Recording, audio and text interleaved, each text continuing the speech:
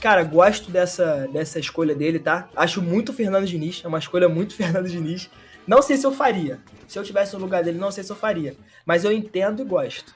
Poucas pessoas fariam, né, na verdade. Acho que só ele faria, mano. Acho que só ele faria essa escolha. Mas olha só, quero falar uma paradinha aqui, retrospecto do Fluminense contra o Olímpia no Defensores do Chaco, tá?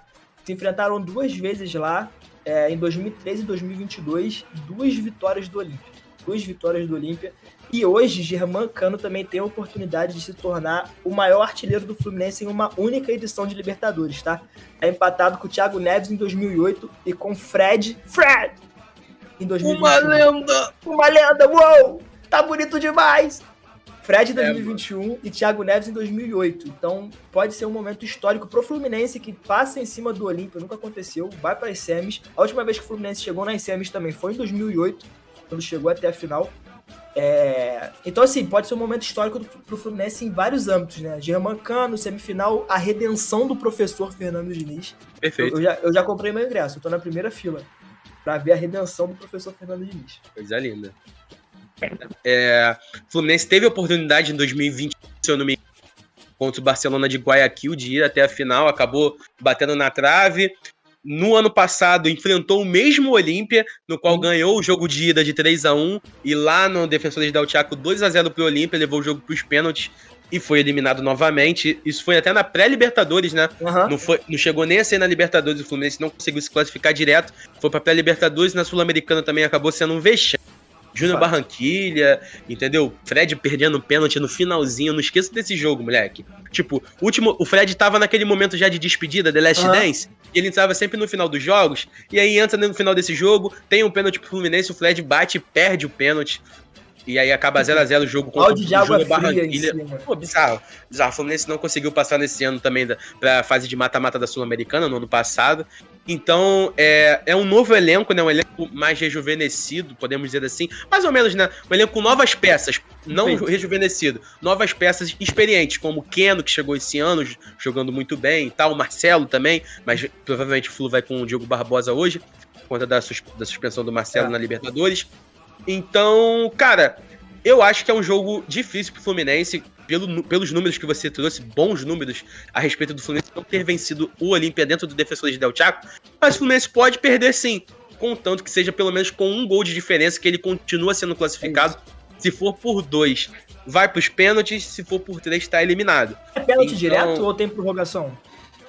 Pô, aí tu me pegou. Eu acho que são pênaltis diretos. Eu acho que é pênalti direto também. Porque Inter e River foram pênaltis diretos.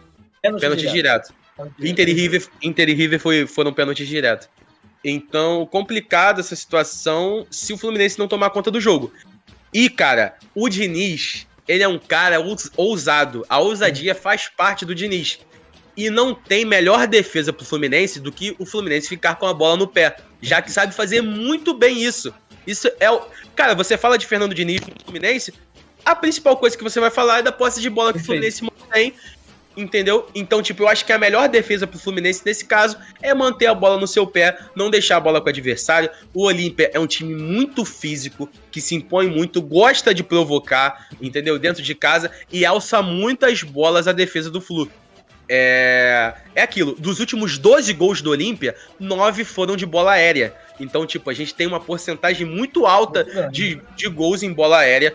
Então é algo pro Flu se preocupar.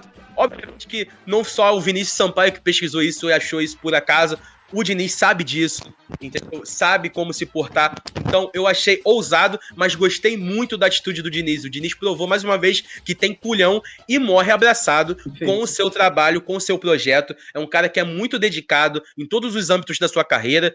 Em todos os clubes que passou, nunca desdenhou de nenhum clube. O que pegou o Ituano lá e conseguiu até chegar à final do Campeonato Paulista. Não foi até campeão do Campeonato Paulista naquele ano, né? Então, o Diniz é um cara que eu bato palmas e eu achei muito legal ele ter entrado dessa maneira. Não é querendo mostrar que é um time brabo, nem nada do tipo, não, mas mostrando respeito ao Olímpia e também mostrando a vontade que ele quer de avançar com o Fluminense nessa fase de mata-mata e conquistar um título que é muito desejado pela torcida tricolor. Esse é o jogo da vida do Fluminense até o momento. entendeu? Então, eu acho que faz muito sentido ele entrar com um time pra frente, porque o Fluminense precisa fazer um ótimo jogo e também, se der pra ganhar, seja 3x0, 4x0, 5x0, ele tem que entrar respeitando o Olímpia, como, diferente do que fez o seu adversário rubro-negro, que fez o gol, e aqui, ó, ficou salto relaxado. Alto. Exatamente. O Flamengo teve a oportunidade de passar, abriu o placar lá, era só administrar o jogo. Entrou de salto alto, filho. Toma na tarraqueta, entendeu? Então, é basicamente isso. Então, o Fluminense tem que entrar preparado desde o primeiro minuto. Vai entrar praticamente com a mesma escalação, né? Repetir a escalação que teve no Maracanã com o John Kennedy e Germancano.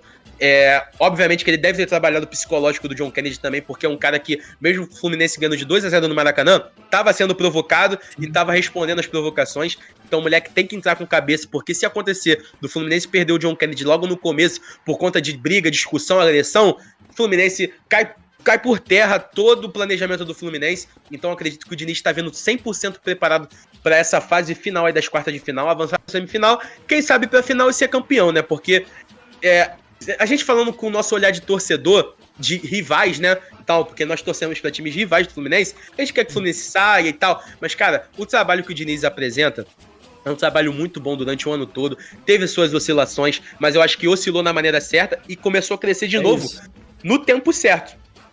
Então acho muito importante que o Diniz entre para matar o jogo, sacramentar o jogo lá no Defensores del Chaco, que, como você bem trouxe os números, é difícil, mas não é impossível, né? Vamos ver como o Fluminense reagirá a esse jogo gigante, né, hoje. Não, é isso, e eu acho que, cara, eu particularmente queria que o Fluminense vencesse essa Libertadores. Eu acho que ia ser importante pro Fluminense, eu acho que ia ser importante pro Fernando Diniz, e eu acho que também pro futebol carioca como um todo, né? A gente fala muito aqui que em determinado momento o futebol carioca ficou um pouco enfraquecido, e ver, por exemplo, os 4 grandes de novo. Cara, o que você tá fazendo, cara, com essa sacola? Eu vou fazer um negócio aqui, ó. Eu vou encapuzar a live, porque tá acabando a bateria do notebook. Ai, meu Deus. Ei! Beleza. Live. Mas eu vou falando aqui. A questão é a seguinte, eu acho que seria importante também pro futebol carioca como um todo, porque em determinados momentos falava-se muito que o futebol carioca estava enfraquecido, Botafogo quase beirando a falência, Vasco da Gama flertando com diversos rebaixamentos, o Fluminense não vinha tão bem das pernas assim, e às vezes só o Flamengo que sobressaía. Então acho que agora com os 4 grandes na Série A, por exemplo, Botafogo disparado na liderança, o Vasco voltando a ressurgir com boas contratações, um bom nome na comissão técnica, o Flamengo, que apesar dos pesares ainda é um time importante a ser batido, eu acho que o Fluminense também precisa de um grande título de expressão ou de um grande momento durante a temporada que mostre que também é um time que deve ser respeitado e não subestimado, porque a gente falou muito isso aqui. Em determinado momento da temporada, apesar do Fluminense ter apresentado um teto muito alto, um desempenho muito destoante de todos os outros times, perdeu-se muito porque oscilou, começou a ser desrespeitado, começou a ser subestimado, muitas pessoas falando que o Fluminense não conseguiria nem se classificar para a Libertadores de novo, e o Fluminense, mesmo durante as oscilações, não saiu do topo da tabela do Campeonato Brasileiro. Foi um time que mostrou força, um time que mostrou vontade, um time que mostrou, acima de tudo, organização.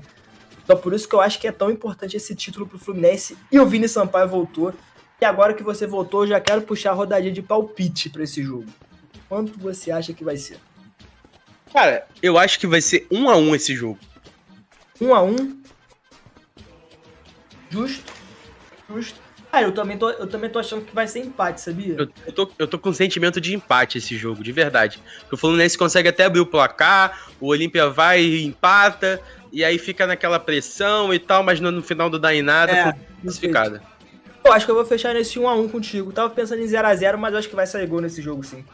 Também acho que é um jogo de gols. Então é isso, rapaziada. Olha só. Eu vou só conferir aqui pra não falar besteira, tá? Porque eu não sei se a escalação do Fluminense já saiu. Vou procurar aqui agora. Mas, caso não tenha saído, a gente vai falar aqui ao decorrer do programa, tá? Ó, já saiu a escalação. O Fluminense vem a campo com Fábio, Samuel Xavier, Nino Felipe Melo e Diogo Barbosa, André, Paulo Henrique Ganso, John Arias, Keno, John Kennedy e Germancano, mesmo time que jogou na ida. Então, tudo que a gente falou aqui continua fazendo sentido. Beleza.